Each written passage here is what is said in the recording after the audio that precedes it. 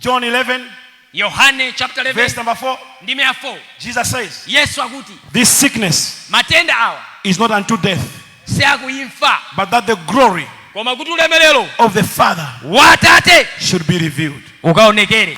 This situation Nyengo hii is not unto death, simukafa nayo but for the glory koma ulemerero of the Father watate to be revealed. ukaonekere. Your situation Nyengo yanu is not unto death, sioti but kuimfa for the glory koma ulemerero of the Father watate to be revealed. ukaonekere. Your condition Nyengo yanu is not unto death, sio but kuimfa for the glory koma ulemerero of the Father watate to be revealed. ukaonekere. What you are going through Zimene is mukudusa not going to kill you, sisi but kupha for the glory koma ulemerero of the Father watate to be revealed. ukaonekere. What they are saying about you Zimene kunena zaidi will not stop you, sisi but for kuimisa the glory koma ulemerero of the Father watate to be revealed. ukaonekere. Jesus says, Yesu akuti sickness matenda is not unto death, but for sakuimfa the